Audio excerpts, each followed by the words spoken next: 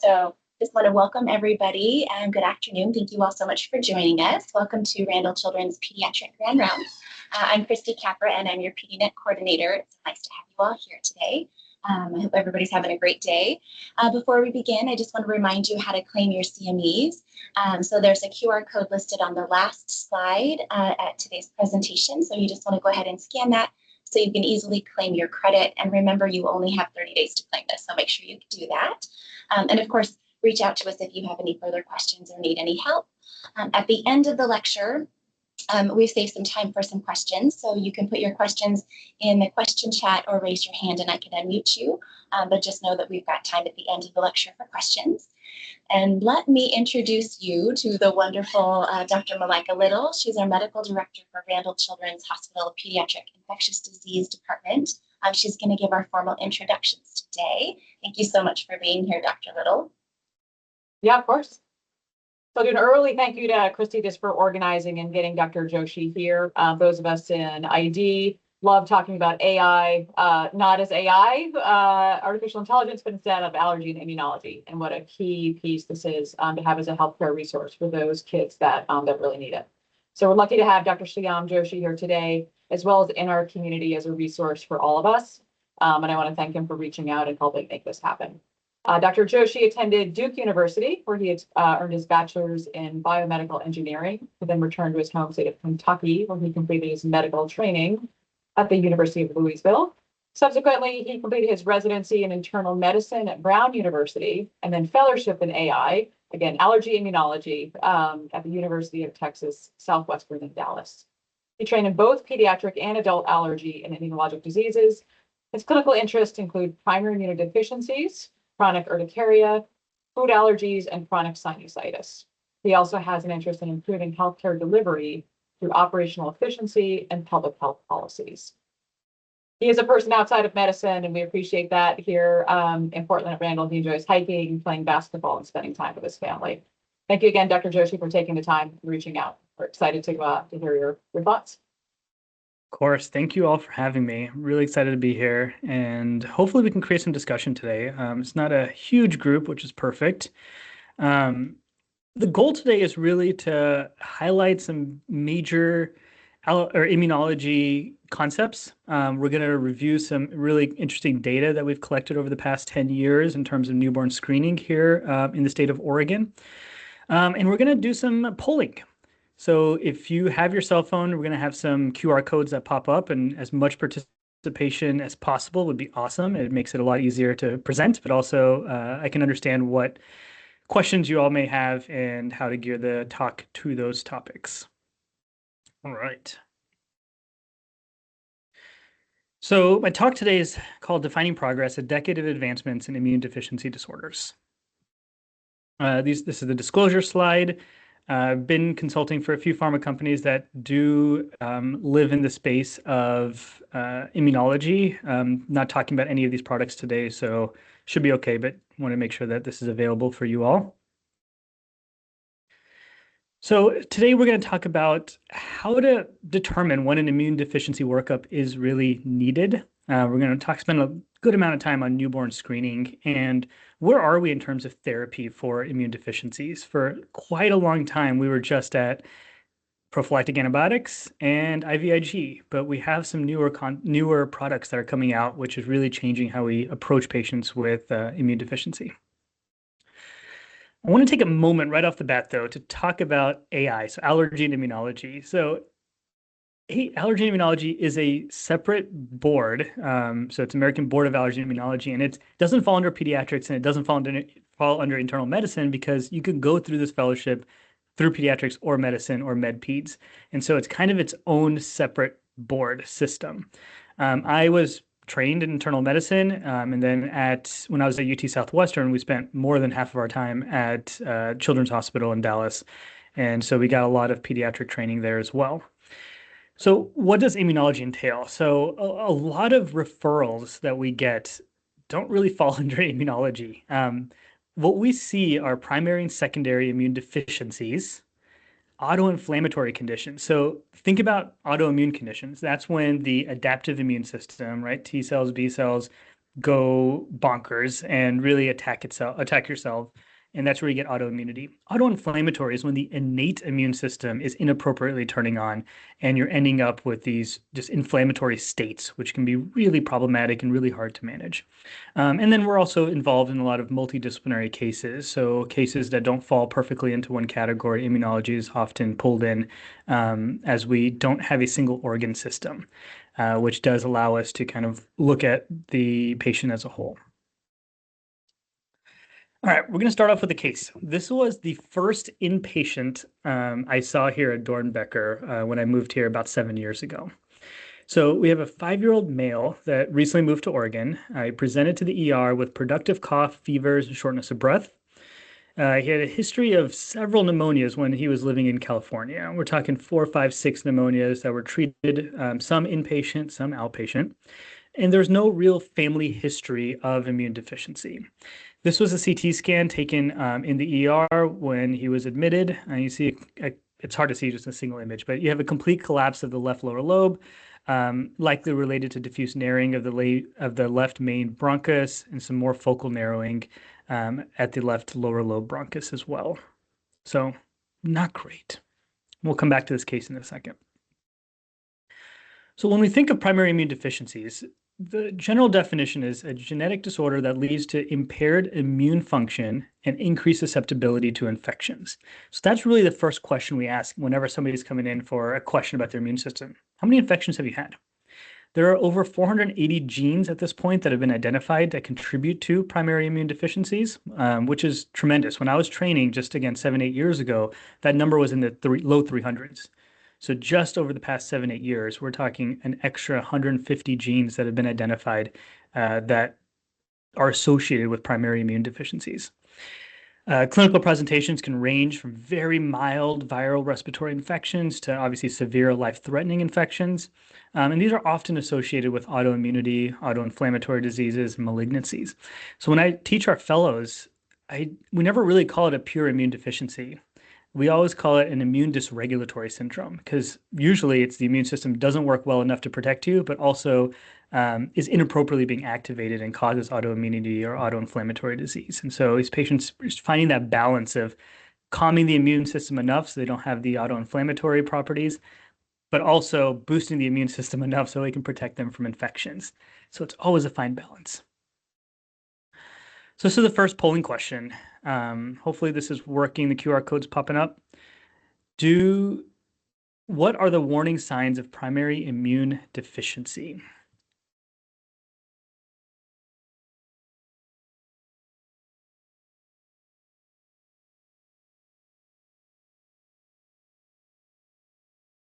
We have a hand raised.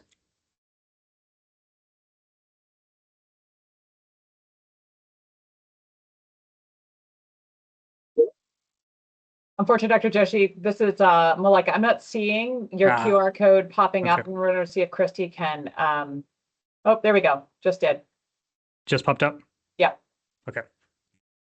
That was a little delay there. All right, we'll give everybody 20, 30 seconds.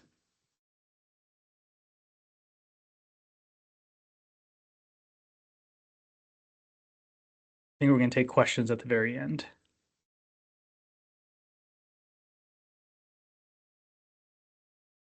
All right, we have more questions, so we're gonna move forward and see what people are saying here. Oh, I can't see that. So family history of primary immune deficiency is a big one. Persistent thrush, 2 ear infections in the past year, 2 or more bronchitis events, use of IV antibiotics. All right, love it. So yeah, these are kind of the general warning signs that we think about when we're seeing patients who come in with infections, right? We know that obviously kids are going to school, they're getting exposed to different pathogens. But when do you really have to be concerned about, oh, there's something potentially going on with the immune system? So when you think about the top 4 here, these are really infection related and frequency related. So 4 or more ear infections in the past year, red flag. 2 or more serious sinus infections in the past year. And these are, again, serious sinus infections. These aren't upper respiratory infections. that are minor, self-resolving. These are ones that require antibiotics or prolonged courses of antibiotics. 2 or more months of antibiotics with little effect, or 2 or more pneumonias. I think pneumonias is definitely a big red flag. In our case, the child already had several pneumonias by the time he reached Oregon. Also, failure to thrive is a big red flag. In patients that are thriving, we generally don't see severe immune deficiencies. Just atypical types of infections. So recurrent or deep skin or organ abscesses, thrush that's recurrent and really problematic. Need for IV antibiotics, 2 or more deep-seated infections, including septicemia. And then finally, family history of PI, as you all were pointing out pretty clearly. But there are a lot of patients that have de novo mutations, and they have no family history of immune deficiency. So just because there isn't a family history, that should not rule out a primary immune issue. All right, let's take it back to medical school here. So when we think about the immune system as an immunologist, we really break it down into several different ways, but one of the most basic ways is the innate immune system and the adaptive immune system. And the innate immune system is our nonspecific first line of defense, helps kind of control the situation. And then the adaptive immune system, right? The B cells and T cells come in and really do the heavy lifting, then re-engages the innate immune system. They kind of go back and forth constantly. Why this is important is when we think of types of infections patients have, when we think about their age of onset, we can usually, just from a good clinical history, determine which part of the immune system do we need to worry about. And we can target our diagnostics on those parts of the immune system. So when we think about the adaptive immune system, again, this is the one that creates memory. This does most of the heavy lifting. We separate that further into 2 big categories. We have the humoral immune system and the cell-mediated. So the humoral immune system are our B cells, and what do B cells do? They produce the immunoglobulins. And patients that present with recurrent sinopulmonary infections, so these are the patients that have recurrent sinus, recurrent ear infections, recurrent lung infections, especially with encapsulated bacteria. This is what we're thinking right off the bat, and this is the kind of workup we're going to do. Examples of this are common variable immune deficiency, X-linked agammaglobulinemia, specific antibody deficiencies. Then you have cell-mediated. That's going to be your T cells and your natural killer cells. And these patients are going to present a lot more with cutaneous bacterial, viral, fungal infections, deep-seated infections, invasive infections. That's going to be the T cell side. And these are going to be your severe combined immune deficiencies or CD4 lymphopenia patients. Okay, let's go back to our patient here.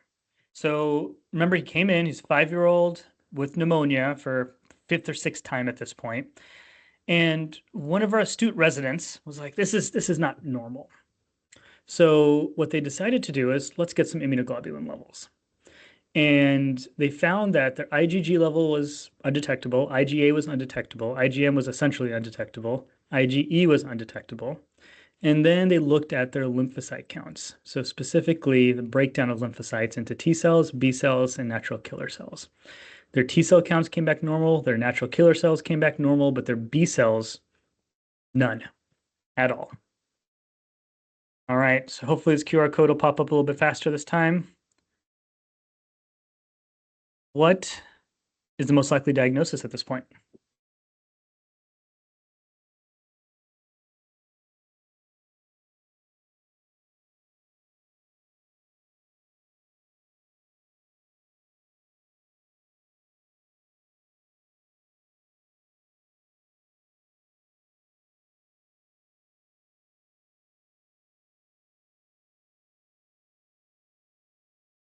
All right, let's see what people are saying here. Most people say Bruton, some people have CVID, some specific antibody. Nobody says Wiscott. All right. So this is XLA, or Bruton's agammaglobulinemia. The way you know that is you can absolutely have some subtypes of common variable immune deficiency where you can have absent immunoglobulins, but you should still have B cells. And so the fact that this patient had no B cells, was presenting at a pretty young age, and had no immunoglobulins across the board is consistent with BTK. So BTK is a deficiency in Bruton's tyrosine kinase. It's X-linked, and there's about 1 in 200,000 live births. I believe I have close to 7 or 8 patients on my panel that have XLA at this point. And so what happens is that BTK is a tyrosine kinase that is essential for B cell development. And so our B cells, they're called B cells because they're primarily made in the bone marrow versus T cells, which mature in the thymus, the T cells. But these bone marrow produces the B cells and they go through various stages. And when they're starting to form their B cell receptor, BTK is critical in that assembly process and making sure that all the important products reach the cell surface. And so when that can't happen, these B cells don't fully mature and they undergo apoptosis. And so you lose your B cells from the beginning. So no B cells, no immunoglobulins. No immunoglobulins, you're at very high risk for chronic lung infections, chronic sinusitis, and GI disorders. And that's mainly thought to be due to the lack of IgA. So IgA is by far the most abundant immunoglobulin in the body. 2/3 of the immunoglobulins we have are IgA, but most of those are found on mucosal surfaces. And so you're not going to pick that up on serum testing or blood testing. But without IgA, they're at particularly high risk for infections like Giardia and Campylobacter, and even potentially higher risk for inflammatory GI conditions as well as GI malignancies. So in general, for these patients, we start them on immunoglobulin treatment. And so for our patient here, we started him on IVIG, and he has not had a single pneumonia for the past 7 years now, and is doing really well and is growing and thriving and living a pretty normal life. All right, this is the last polling question we have. So we have a 14-year-old girl who presents to establish care with you. She previously had a celiac workup due to a history of loose stools and bloating, where she was found to have low IgA, 15, and subsequent testing showed normal total IgG, but low IgG2, so one of the subclasses. What do you do with this information?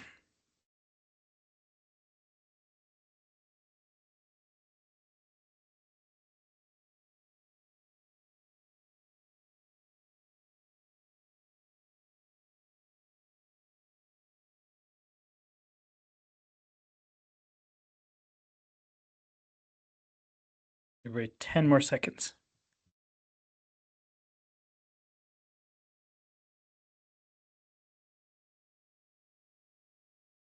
All right, let's see what we have here. All right, check B cell function, no additional workup, start patient on prophylactic antibiotics. Scramble to find a talk that some immunologist gave you on October 2nd. All of those are fair options here. All right. So the question is, how relevant is a low IgA and how relevant is a low IgG2 subclass? So when we think of immunoglobulins, there are 4 main immunoglobulins that our body's producing, right? We have IgG, IgA, IgM, IgE. How I help patients remember that? It's spelled GAME, G-A-M-E. So patients can remember that a little bit easier. And when we think of patients that have low immunoglobulins, really having a low total IgG is the one that correlates most with anything that's really concerning in terms of recurrent infections or immune dysregulatory symptoms. We'll talk about IgA deficiency in a second. We don't generally perform IgG subset testing anymore. Previously, it was regularly performed, but they found that having a low specific IgG2 or 3 or 4 doesn't necessarily correlate with risk of having recurrent infections. There are plenty of patients walking around with low IgG2 or low IgG3 that have no clinical manifestations of that. The more important part is trying to determine, are their B cells functioning properly? And as most of you guys had identified on the question is, we use vaccine titers. And that's a great way, especially in patients who are fully vaccinated early in life. It's not as reliable in kids less than 1, obviously, but after they're 1, it's a pretty reliable test.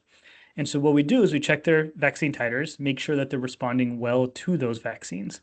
If we find a titer that's on the low end or absent, we'll reboost them to that vaccine and then recheck their titers 4 to 6 weeks later.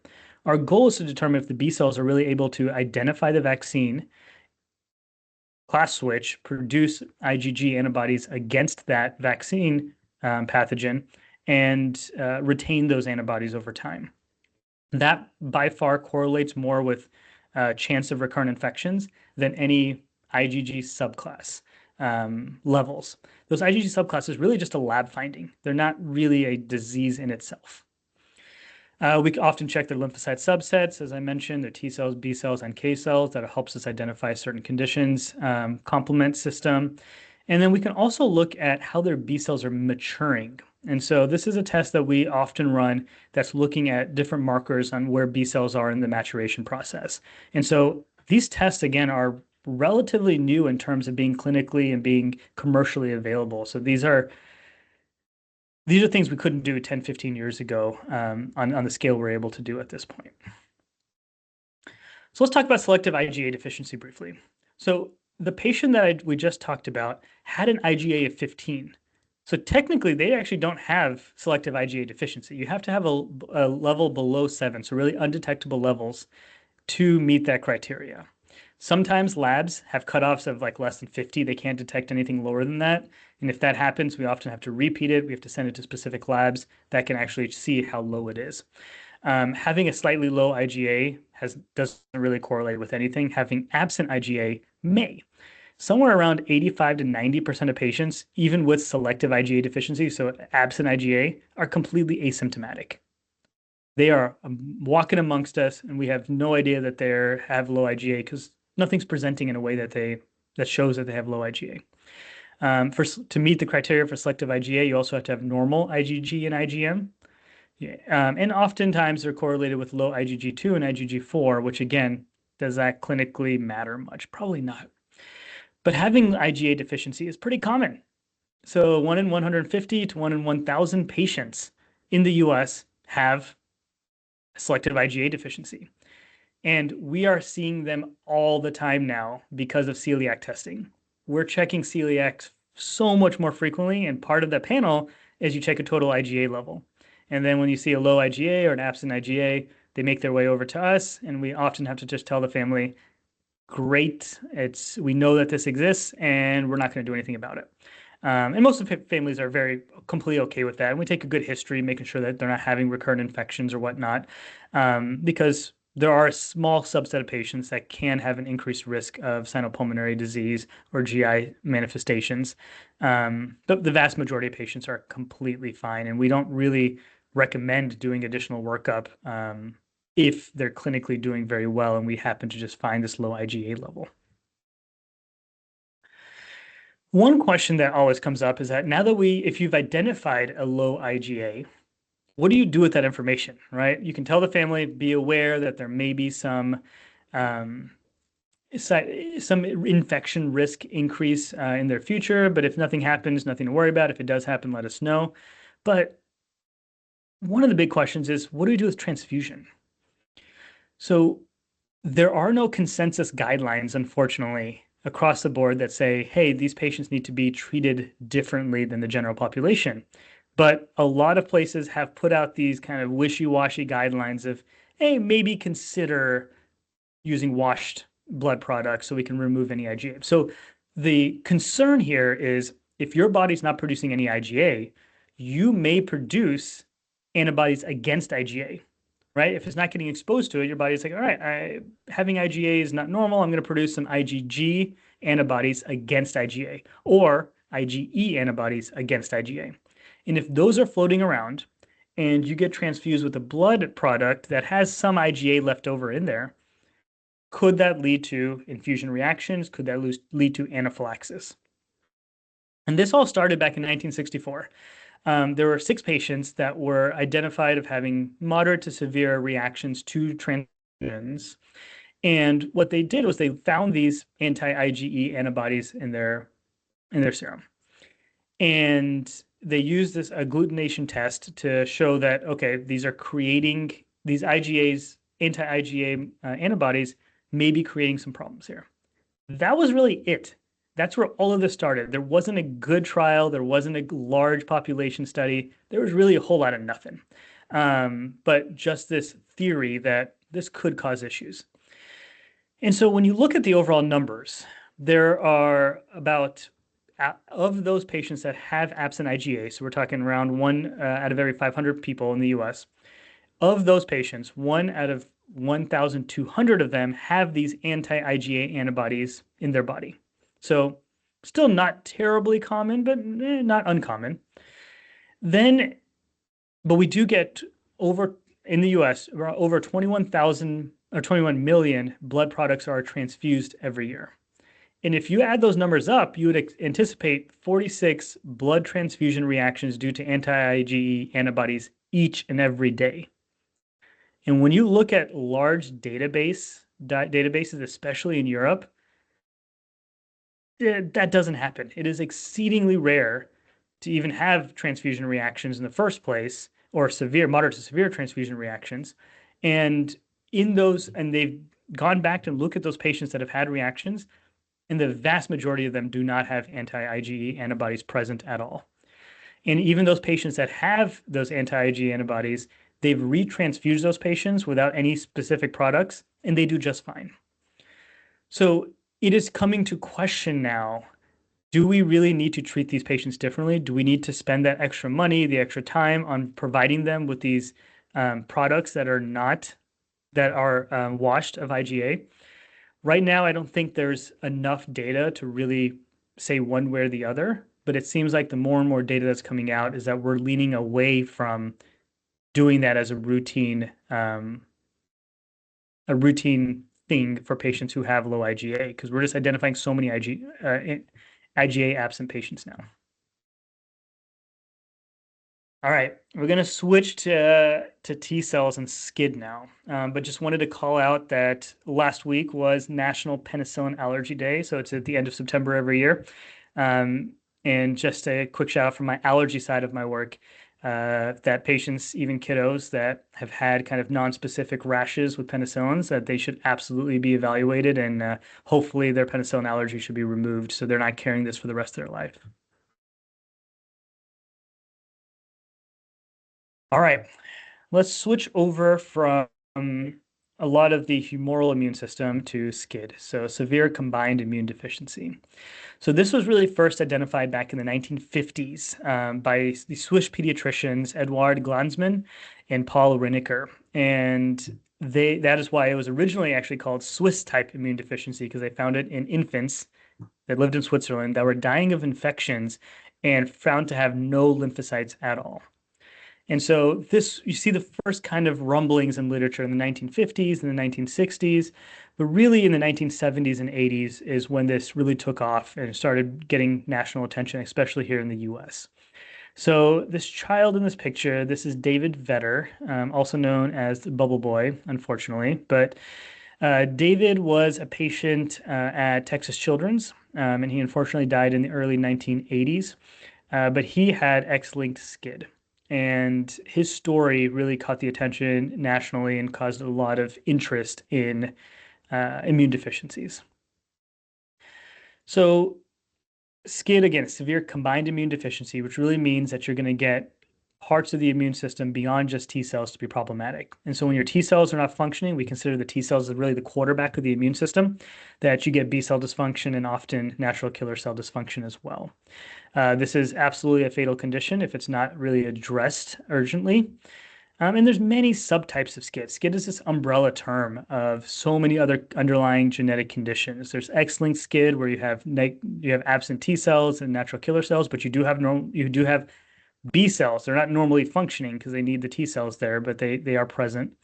You have RAG mutations. These are important for when you undergo VDJ rearrangement or recombination.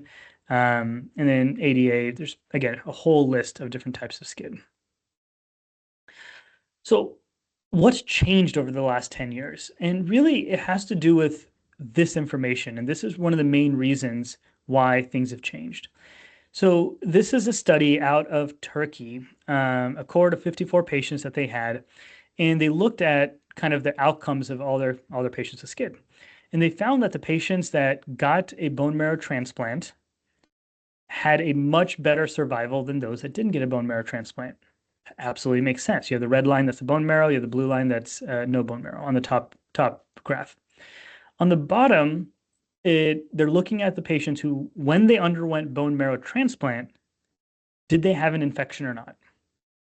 And so again, those that didn't have an infection did relatively well. We're talking about survival in the 95% range. But those that already had an infection had a much worse prognosis during the bone marrow transplant part. So that clearly shows that really early detection, you need early isolation and early bone marrow transplant before these kids get sick. Otherwise, they are incredibly hard to treat if they get viral infections. And those, unfortunately, cause most of the fatalities associated with SCID early in life. So that led to the newborn screening program for SCID. So initially, Wisconsin was the first state that really brought SCID into the newborn screening process, followed soon by California, and then scattered throughout the country. This is an older graph. Just I want to highlight that Oregon was not one of the first states to incorporate SCID in the newborn screening, but also not one of the last states either. There was definitely all the white states that are listed here were ones that incorporated SCID much later than the rest of the country. So what are we actually looking for when we're diagnosing SCID or looking for SCID on newborn screening? We're looking for things called TRECs. These are T-cell receptor excision circles. And so again, if you think back to med school, when B cells and T cells are going through the maturation process, they have to produce their receptors on their cell surface. And for that to happen, they undergo a process called VDJ recombination. So they change their genetic code to produce different types of receptors. During that process, this delta segment gets cleaved off, and that forms the TREC. And so we know that if a T cell is being produced in the bone marrow, it's making its way to its thymus, and is producing a T cell receptor, then you will have TRECs present. If there's an issue with the bone marrow, or there's a major issue with the thymus, you won't produce TRECs. And this starts happening immediately in utero even. And so we can figure out very quickly if T cells are present or if T cells are not present. And so here in Oregon, really the screening process began in 2014. And we really started collecting data pretty regularly from 2017 onward. Our newborn screening program for SCID, again, covers Oregon, it covers New Mexico, Guam, Saipan, and several tribal nations in the area. And so when we get an abnormal TREC, the immunology team here is notified, and we get consulted on, do we need to follow up on this or do we not need to follow up on this? And so if we do, we can hopefully identify immune deficiencies much earlier in life and get them protected so they don't get those infections. They get the bone marrow sooner rather than later. So our process here, when we get an abnormal newborn screen, is that it kind of falls into two branches here. So we're going to start on this left branch over here. So if it's a full-term baby and we have low TRECs, and these are cutoffs that were figured out on a national level here, that if it's abnormally low, like very low or absent, the immunology team is immediately identified. If it is on the lower end but still present, then we generally repeat the screen. If it normalizes, we're good to go. We don't have to go any further. If it remains low on multiple screens but not absent, then immunology is immediately consulted on. But we also have a different pathway for premature babies. So preemies often have low TRECs, and that's one of the most common reasons we get an abnormal newborn screen is because they're premature. And often in these patients, if it is low or absent, we will repeat the screen after a few weeks. And in general, they do kind of normalize. If they remain low 3 times, then we get notified. So here's some data on our newborn screening program in Oregon specifically. This has not been published before, so this is pretty new. We have data going back from 2017 all the way to 2024. And you can see the average number of babies screened is around 40,000 on a year-to-year basis. And then we're looking at the positive patients that had low or absent newborn or TRECs on newborn screening. And of these, so let's take 2018, for example, here. So 4 of them were found to have low TREX on multiple repeats, and 1 was found to have absent TREX. So those are the 5 that were referred to immunology for further workup to determine, is this something we need to be worried about, or is this something we don't need to worry about? Obviously, 4 and 1 don't add up to 41. So those other patients who had initial abnormal newborn screen for TREX, they normalize on repeat testing. And so it keeps the numbers relatively low. You'll see here in 2023 that the number of positive SCID screens was much higher than the rest of the years, 127. And that was mainly because there was an issue with the assay itself. And so we ended up with a lot more referrals that year, but that was corrected by the following year and going back to kind of our typical levels of abnormal newborn screens. So when we are notified as an immunologist about the abnormal newborn screen, there's a few things that we need to figure out. One is really a good history. So that's going to go back to taking a good family history. Where does a patient have risk factors? Do they have a family history of an immune deficiency that we need to worry about? But also understanding, were they premature? Were there complications during pregnancy, during delivery, that could put the patient, were they severely sick? Oftentimes when patients are quite ill right after birth, that their TREX will often be quite low as well, and that we would just generally follow these patients and get repeat testing soon. Our basic labs that we get are a CBC with differential. So we're looking at total absolute lymphocyte counts. We're looking at absolute neutrophil counts, making sure we're not missing anything there. And then we get lymphocyte subsets. So these are, again, breakdown of lymphocytes into T cells, B cells, and natural killer cells. We're also looking at, are they naive T cells or are they memory T cells? A newborn should have almost 100% naive T cells. So if we see a kid that has some T cells, but they're all memory T cells, that's a major red flag. That's probably a clonal population of 1 or 2 T cells that are overreacting. And so we can see that from maternal transfer. That's not supposed to happen. But also, and then those T cells just proliferate because the kiddo has no other opportunity to produce their own T cells. And then there's additional labs that we can definitely consider. Oftentimes, if we are worried about SCID, we want to get IgM, IgG, and mother ASAP because you can get viral shedding through breast milk. And so we often tell the parents, okay, let's hold off on breastfeeding, keep pumping, keep them separate, but switch to formula until we know that mother is CMV negative. We can get lymphocyte proliferation studies. This is looking at how well T cells function. And then I think one of the biggest changes just in the past, I'd say 5 years, is we're using genetic testing very, very frequently. Genetic testing has become much more available. It's much easier to get approved, especially for specific panels on immune deficiency. And they've really revolutionized the way that we're able to identify patients quickly and early of certain immune deficiencies. They're not perfect. We've definitely had patients who've had conditions with negative that are associated with specific genes that the testing comes back negative because the panel testing is just doesn't cover every gene equally.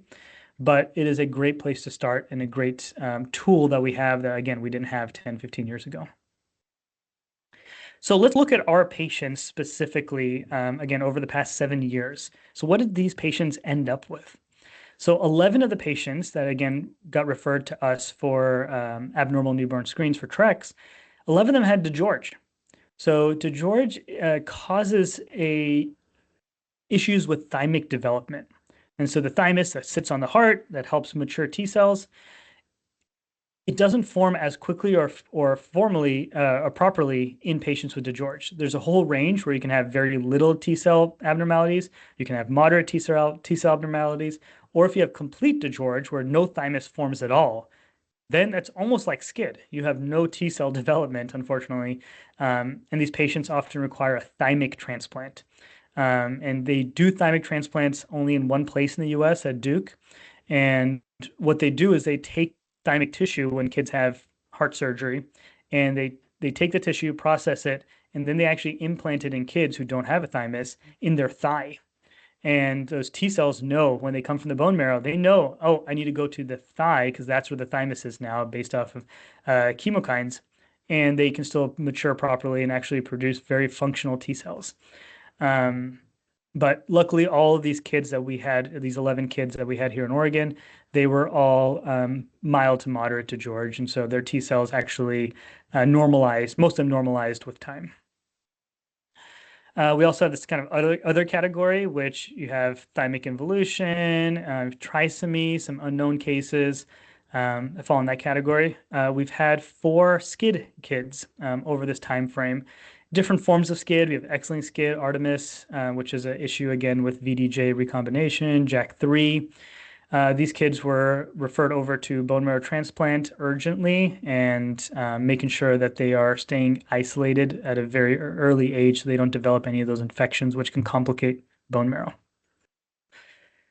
Some of these were premature kiddos, so even on repeat newborn screens, they still had low TREX, and so we followed them over time and they normalize. Some in utero immunosuppressive exposure. So sometimes if mother is taking certain immunosuppressive therapies, especially those that affect T cells, they can present with abnormal newborn screens for TREX. And over time, as the exposure goes away because they're out of the womb, that normalizes as well.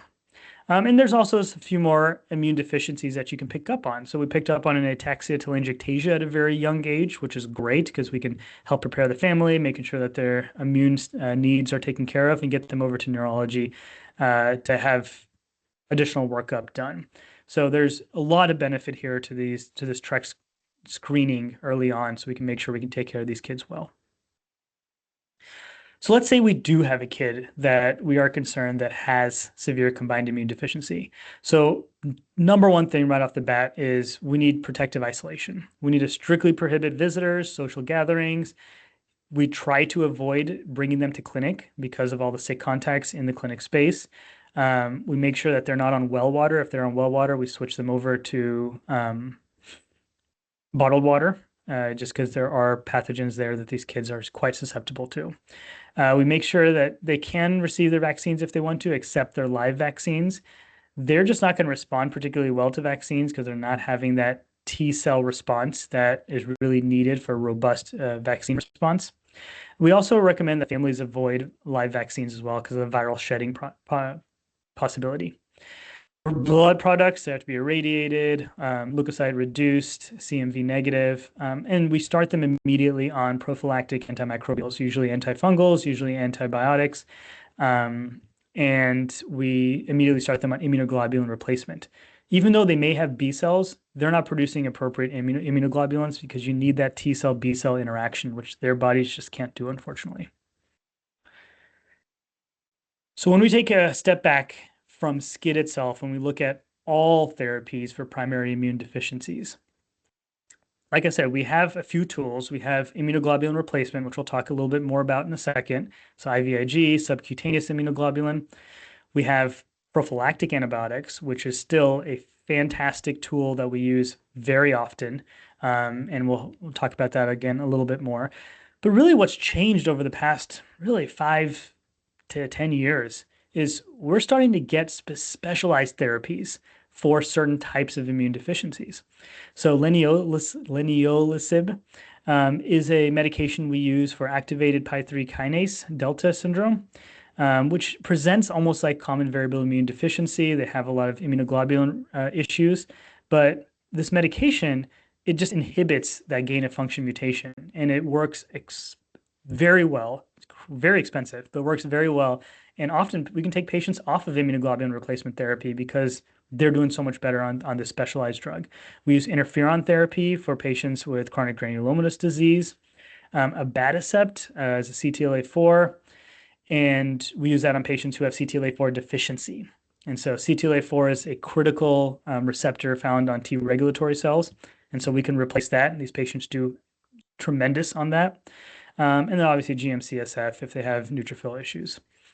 We obviously have bone marrow transplant, which we talked about a little bit, and more we're seeing gene therapy. And so when we can identify the genetic cause, there are certain conditions now, they're still in the research phase, that we can send to different institutions around the country that can provide gene therapy so they can go in, change the gene specifically, clear out their old cells, put the new cells in, and they can get significant improvement, oftentimes close to baseline.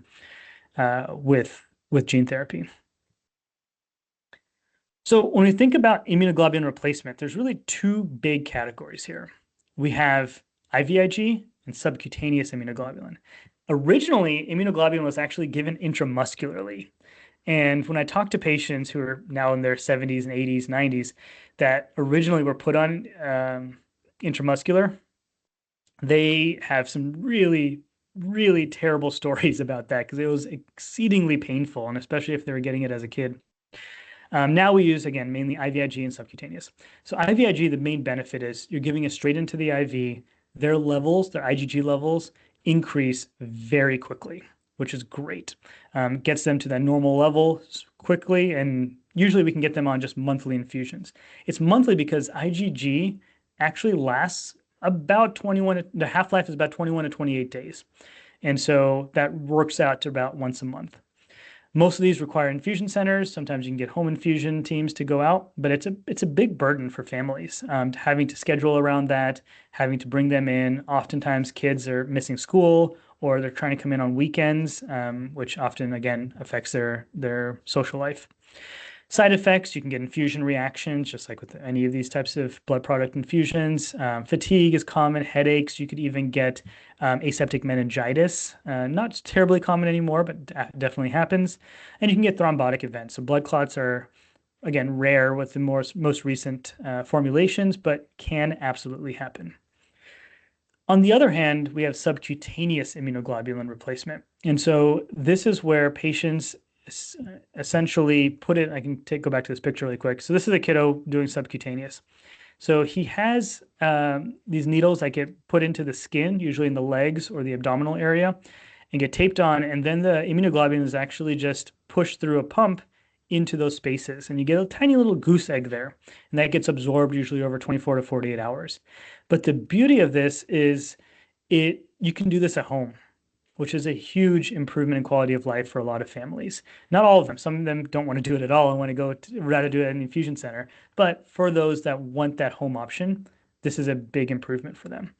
It does take longer to reach that kind of IgG level that you want to be at. But because it is infused in the skin and absorbed over a longer period of time, you don't get that kind of massive rise in IgG levels and then a big drop. That it stays more kind of at a steady state. But these are generally given more frequently, oftentimes weekly infusions. Sometimes you can get away with every 2 weeks. And side effects, you get some injection site irritation. Obviously, that's probably the biggest one that we're worried about. And you can have similar side effects to IVIG, but they're generally much less severe. The chance of a thrombotic event on subcutaneous is very, very low. Headaches are much less likely. Fatigue is less likely, but they still can happen. So this is a comparison of somebody who's getting IVIG versus subcutaneous. And so if you look at the kind of dark green black line, that's the IVIG. So you see this massive increase when you get infused in their IgG concentration, but then over the 4-week period, it kind of drops down and you hit this trough level, then you get infused again. So you have this kind of fluctuation of up and down, up and down, up and down.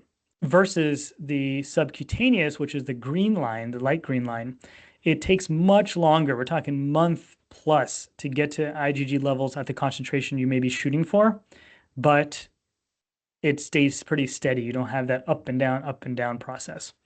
Oftentimes what we do, especially in kids, like our first patient that we were talking about with XLA, is we'll give them an IV infusion of immunoglobulin right off the bat to get them tanked up.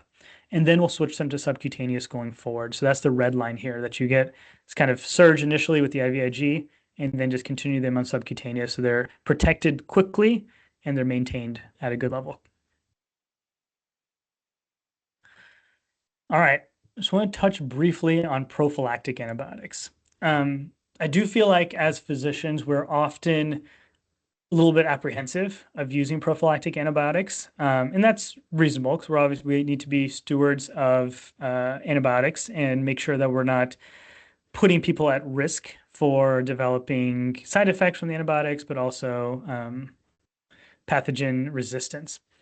But it is still a very reasonable option, especially in kids who are having recurrent infections or they have like XLA or CVID and they have immunoglobulin issues, but they can't tolerate the immunoglobulin replacement.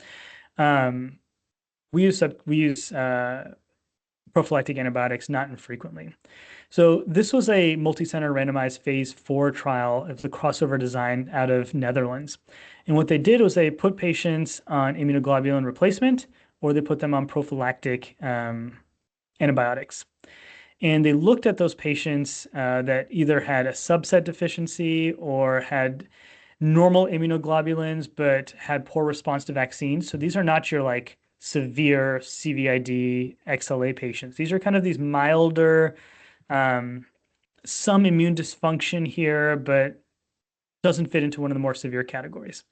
And so then the question is, in these patients, what do you really want to do? Do you want to subject them to weekly infusions? Do you want to subject them to monthly IVIG infusions? Or is there other options here? And so what they found in these 64 patients, 9 of them were kids, that there wasn't that big of a difference if you put them on prophylactic antibiotics versus if you put them on IVIG or sorry, subcutaneous, or IVIG. And that's I think that's really promising that we don't have to affect the patient's quality of life. If they're obviously, I'm not going to do this unless they're having recurrent infections, right? We talked about that earlier, that if a patient comes to me and their IgG level is slightly low, I'm not going to go out of my way to be like, hey, we need to treat you with infusions or we're going to put you on antibiotics if the patient's not having infections. We need to be treating the patient and not the number, which I think we often get caught up in sometimes. So if the patient's doing fine, I'm not going to do anything. I'm just going to monitor it, figure out what's going on. But if they do have recurrent infections, I think prophylactic antibiotics is very reasonable in these patients, and they generally do really well. We see less adverse events in this population. But in those patients that still have breakthrough symptoms, despite prophylactic antibiotics, they generally do better on immunoglobulin replacement. So oftentimes I'll start these patients on, they come to us with recurrent bacterial infections, recurrent sinus infections. We find some dysfunction in their immunoglobulin. We'll start them on prophylactic antibiotics. And if they do fine, we keep them on that. We'll eventually pull them off. If not, then we generally switch them to immunoglobulin replacement, and they usually do pretty well. All right, I just want to review some of the take-home points, and we'll have some time for questions. So when to suspect immune deficiency. So if the patient has recurrent, severe, and or opportunistic infections, if they have a family history, or if they have notable failure to thrive without kind of a clear diagnosis. These patients are absolute ones that we should be seeing and ones that we would love to work with you all with. Humoral immune deficiencies are more common, especially in kids and adults, and they really present with sinopulmonary infection. So grabbing an IgG level in a patient who's had a couple of pneumonias, a patient who's had multiple ear infections, I think is a very reasonable place to start and can start that journey of evaluating their immune system. Newborn screening includes evaluation of severe combined immune deficiency. We've had that here in Oregon, again, for 10 plus years now. And it's really helped us identify these patients with severe combined immune deficiency and getting them the therapy they need and treatment they need early on. And immunoglobulin replacement therapies and prophylactic antibiotics are very effective tools. And luckily, we're getting more and more medications that are available for these complex immune deficient patients. So I want to thank you all for having me. Happy to take any questions. That's my email address. So feel free to reach out if you have any questions or concerns about any of your patients. And we're happy to see any patients over here at Dornbecker. Thank you. Perfect. That was going to be my question, is how do people get in touch with you if they have other questions or need a consult? So yes, fantastic. Feel free to email me. You can call us too, but also we're open for referrals anytime. Yeah. Looks like Dr. Gilbert has his hand raised. Let me see if I can, give me 1 second, make sure I can, maybe. Hold on 1 second. Where did you go? Oh, here, hold on. I saw it, Dr. Gilbert. Maybe? No. Can I talk yet? Oh, yes. I was like, can you? Oh, yes. okay. Of course, sorry. I was waiting for you. I just was like, how do I? Okay. Thanks. Yes, No, please do. Hey, this is Michael Gilbert with Pete's ID. Hey, we talked over the email. Thank you. I have two questions that are kind of related. Number one, I was looking at the 10 warning signs for the primary immunodeficiency that you flashed up, and one of them was need for IV antibiotics. That's like 90% of my patients. How many patients with immunodeficiency have I missed? A. And B, oftentimes I get asked by people, hey, do you think this kid might have an immunodeficiency? And I usually say, I'm not sure, maybe we should test them when they're well. Do you agree with that advice? Yeah, Or so I'll can we take the do this second stuff in question the first. hospital? Yeah, I'll take the second question first. Yeah, we get the same referrals or consults in the inpatient side, and oftentimes the immune testing is just so wonky when they're sick that we can't really make any conclusions based off of that. If they're going to be in the hospital indefinitely, like they're that ill, then yeah, we'll work them up while they're there. But if it's a, hey, we're going to be discharging the patient soon, I would always prefer when they're doing well to get the immune studies done because they're just going to be much more reliable in that setting. The IV antibiotics, yes. So those are general rules of thumb. And it's mainly from a pediatrician standpoint, like a primary care standpoint. I think your case is going to be a little bit different. Yes, I do not need to see every single one of your patients that's on IV antibiotics. But I think if they've been on multiple courses of IV antibiotics, if they had multiple infections requiring IV antibiotics, I would use some of the other criteria there in terms of opportunistic infections, really refractory to treat, things that don't make sense. Those are the ones that I think we'd absolutely want to see. But if you're also like not sure, happy to see them. Like we can absolutely see them. We can get them in usually within a month or so. So we can do some basic history taking and basic lab work. Thank you, Dr. Gilbert. Questions in the chat. So there is Kirsty's asking, so Kirsty's saying, thank you for all you do. I will be sharing this with my colleagues. You are also one of my son's providers and have been extremely helpful. Awesome. Thank you. Yes, and then Anita Hancock, Dr. Hancock, sorry, thank you. So question, if mild low trech/skid screen on a normal newborn need to start antibiotics or protective isolation while awaiting immunology appointment? That's a great question. So we get notified of these patients immediately. So we should be in contact with the pediatrician on the same day of the abnormal newborn screens. And so you should be able to get advice right away on that specific newborn screen. Like I said, time is money here. So like we generally call as soon as we get notified. So you should have some more clear advice. It's really dependent on the history. If the kid is very healthy otherwise and is doing well, we may just say, okay, let's hold off on at least like trying to get out of the house, but we're okay with everything else. So it may be something in the middle while we wait for the labs to get done. But these are immediate phone calls to the pediatrician. Great question. Dr. Huffman is asking, so to be clear, no reason to worry or order IgA level before giving IVIG for Guillain-Barré syndrome or other such diagnoses. Again, the data is wishy-washy, unfortunately. I personally do not. I don't think there is enough data there to say that these patients are at any higher increase or any increased risk really at all. But I think again the guidelines are still not clear, and I think some of them are conflicting, unfortunately, depending on which society's guidelines you're looking at. Canadian guidelines are, I think, more progressive and are more like, hey, you don't need to do this as a standard, just be thoughtful of it. But US guidelines are still a little bit behind, unfortunately. But I personally don't. I don't think there's data there. Dr. Huffman. Let's see here. Alexis says thank you. Dr. Huffman says thank you as well. Fantastic. If anybody else has any questions, go ahead and put them in the chat. Do you have any, like, if you had any one or two really big takeaways, you kind of went through your bullet points, what would you send people away with today? Yeah, I think it is when to think about an immune deficiency. Sooner is always better than later. And we see some cases where patients have been sick for quite some time and unfortunately just didn't get the care, didn't get the evaluation soon enough. And they end up with, so our first kid, for example, he has chronic bronchiectasis now from all the recurrent pneumonias he's had, unfortunately.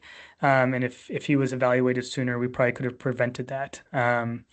So being suspicious of strange infections early on and getting them over to evaluation is, I think, very reasonable and appropriate.